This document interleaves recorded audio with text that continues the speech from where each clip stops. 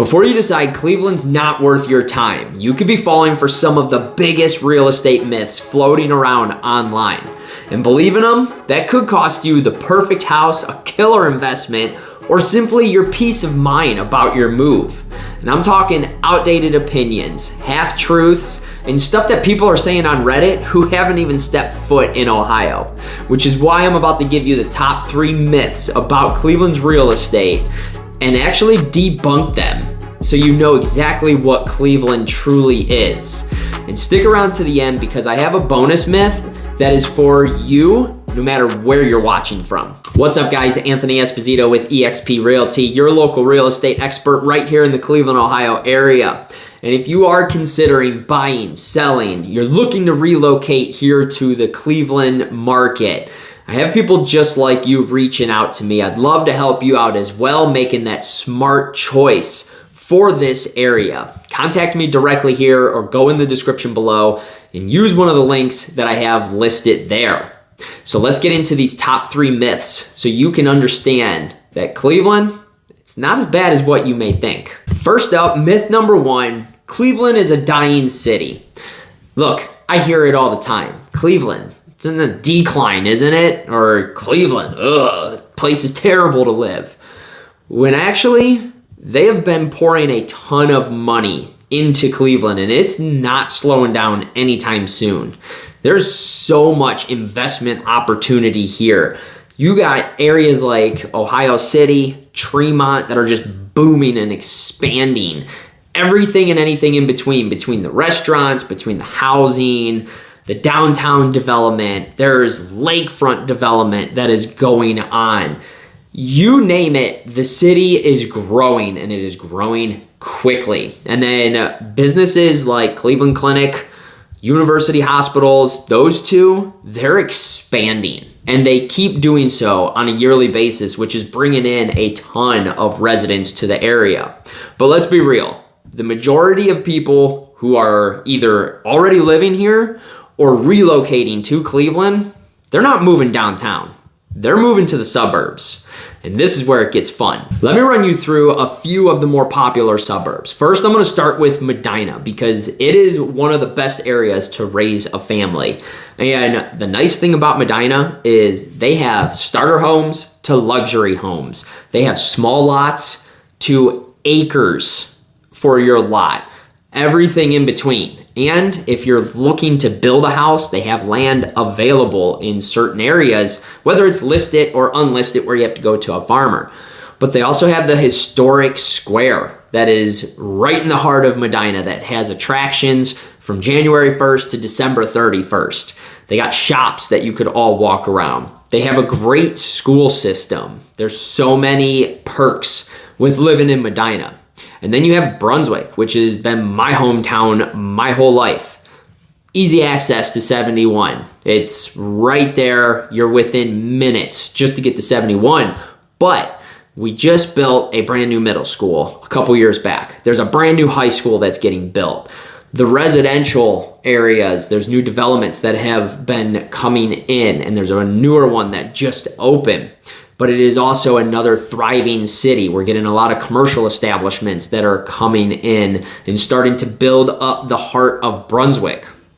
Then you got places like Westlake, where it's a little bit more upscale shopping and retail in the housing area. You have Avon Lake, which is a hot spot for relocating people coming to the Cleveland area because of everything that they have with their great schools, the housing that they have, the lakefront that is right there. And then one of the biggest hotspots for schools is Solon. According to niche.com, they're ranked number 1 in the state. Another gorgeous suburb that you could live in. And, you know, I've helped people and have talked to people who are either have come here or they're thinking about moving here. And they always tell me the same thing. That's not what I expected from Cleveland because you always hear the horror stories. And not everything is true what you end up hearing. Myth number 2, it's always cold and snowy. Yes, we get hit with winter. Lake Erie is right there. Cleveland's right on the lake and a lot of the suburbs are right there, you know, 30, 40 minutes just to get to Lake Erie. So yes, it gets cold.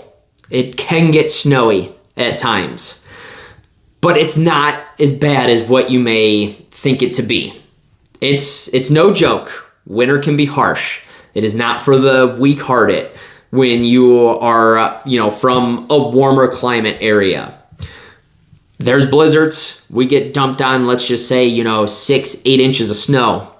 There's no stopping us. We don't shut down. The plows get out. They're dropping salt. People are still driving. We could have driving bans in place and people are still going to work. It's just what we do. We're used to it. It's like, no sweat off our back to end up going to do it. But it's not just cold and snowy. And truth be told, the past few winters have been pretty mild where, it gets cold and we might get 10 degrees here or 0, sometimes below with the wind chill. But it doesn't last that long. They've actually been a lot more mild compared to, 10, 20 years, 30 years ago. But we have spring, summer, fall. We get all 4 seasons. It's not Miami. I get it. It's not going to be sunshine every single day. But the 4 seasons is actually, it's pretty nice of a breakup.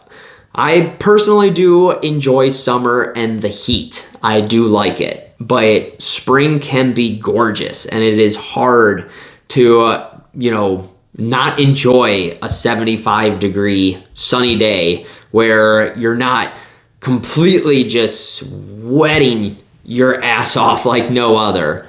Or it's not super humid.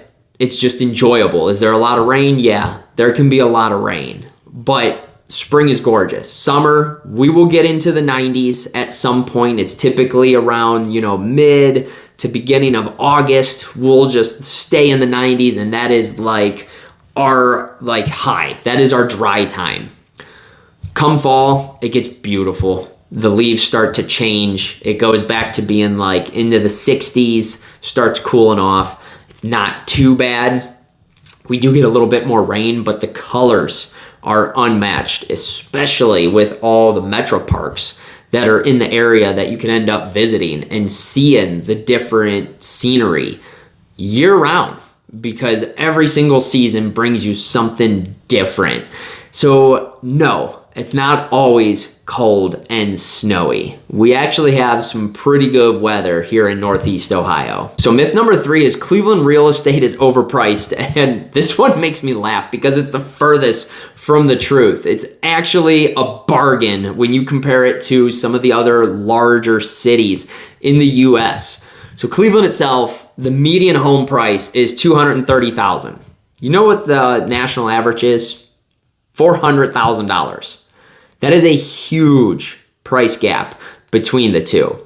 And now surrounding cities, it's going to vary. They're going to go up. Right now, Brunswick, we are sitting in the 300s.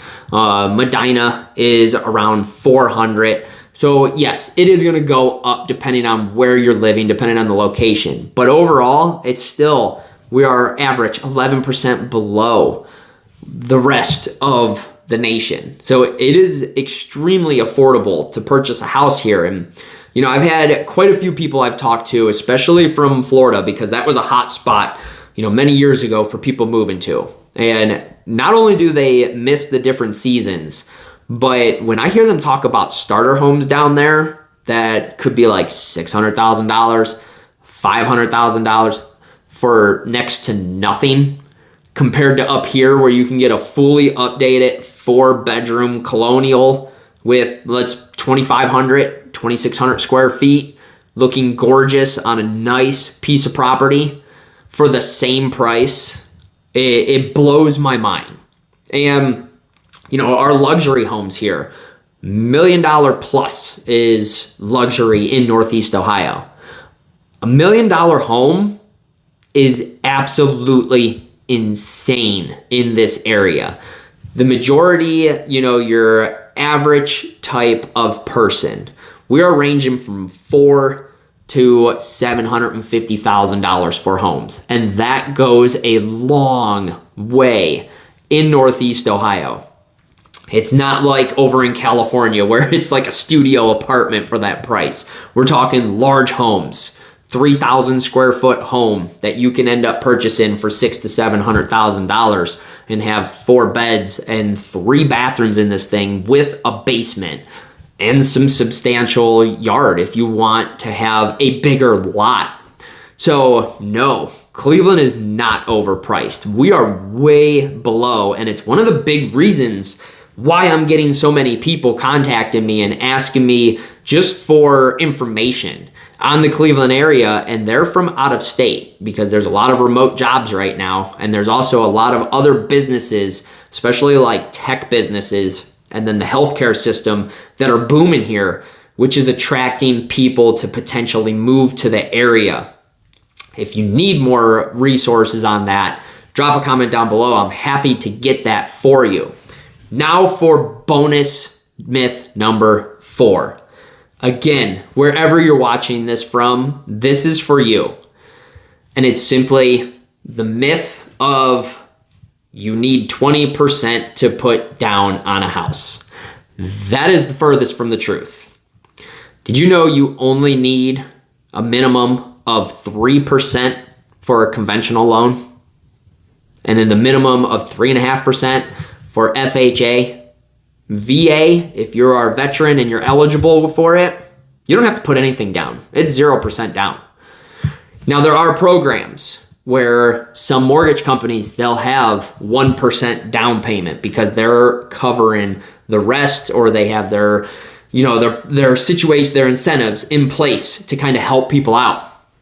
But you don't need 20% to put down a house. And that could open up a lot of different variables for you depending on your situation.